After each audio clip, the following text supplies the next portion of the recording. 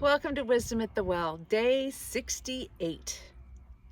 Day 68 of 108 days, so we have 40 more days of gathering at the well, sitting at the opening of the well as the well comes up from the earth, receiving her presence and her wisdom, and having a place to come in and be quiet and to resource ourselves. So I don't know about you, but I'm feeling the turning of the seasons. Even with this glorious autumn day, it's that where you can feel the coolness in the air, the coolness, crispness in the mornings. I just harvested the apples from my very wee little apple tree behind me, and I think what I'm going to do is make some of my mother's applesauce, which is, I have to say, the best applesauce in the world. So I'm going to be talking to her to get that recipe, and yeah, like making a big batch of applesauce and putting it into containers to carry me through the winter, maybe even offer as gifts. And as I think about autumn rolls into winter, and with winter we come into the winter solstice and the longest, darkest nights of the year. And as I was doing some work this morning and really focusing in, I realized that I am actually living into the seeds I sowed for my coming year, this year, the 2025, that I did in a 13 Sacred Nights practice during the winter solstice, the Christmas time, like the 13 Sacred Nights. And I just paused for a moment and I marveled at, oh my gosh, those seeds I sowed 9 months ago are happening, are coming into play, into fruition. Not because every day I'm like, this is what I'm doing, this is what I'm manifesting, but because I created a container for this year and I activated and committed those seeds in my 13 Sacred Nights practice. And it's happening. It's really happening. And the central theme of my 13 Sacred Nights, which then became my central theme for 2025, was anchoring in love. Anchoring in love. Now, the funny thing is we never quite know how that's going to show up, what the form of it will look like. So here I am with my sore feet and not being able to walk. The ground I walk on, my feet which anchor me to this earth. And I am reforming my feet, re-strengthening, rebalancing them through exercise, through loving my feet, through massage and really working with the fascia in my feet, through actually inviting myself to reroute into a different reality, both within the earth and within our rapidly changing world. I know it's a little vague there. I'm going to leave it at that for now. It's something I'm going to go more into and develop more fully here. But for today, it's that I am anchoring into love. I'm anchoring into love.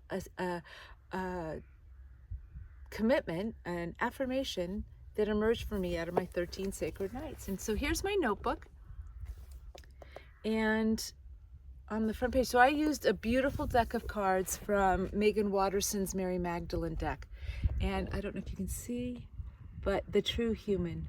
I am fully human and fully divine. And I've expanded that into the sacred human, the sacred woman. I am fully divine and fully human, in body, in creation, in fulfillment of my sacred task to birth a new world. Just allowing myself to be with that. And to birth a new world, I have needed, it seems, to create a new foundation for myself, a stronger, wider, deeper foundation that's actually anchored in love, anchored in truth, anchored in beauty, anchored in unity and the weaving of the principles of love, of grace.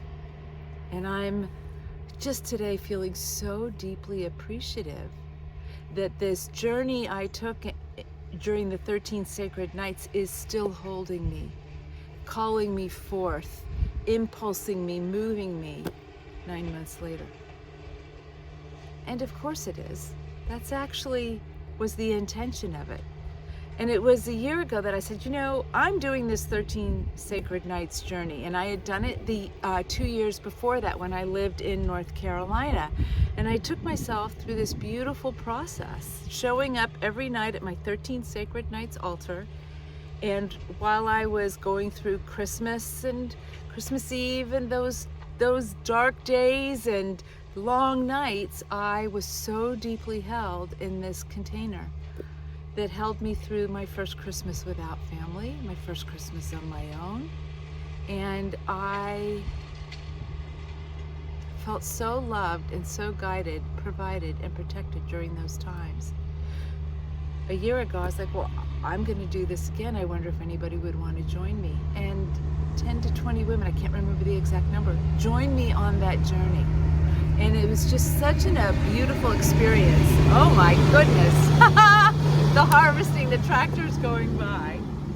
Then I'm doing it again this year. So 13 Sacred Nights. I'm going to put the link in below. We're just starting to pull together this course, but if you're looking for a container to be in and to hold you through the holidays, rather than getting kind of consumed in buying stuff and getting frenzied and going to parties and drinking lots of alcohol and eating too much food, and you want a place to come in and quiet down and to connect into what's really alive and enlivening within you, 13 Sacred Nights.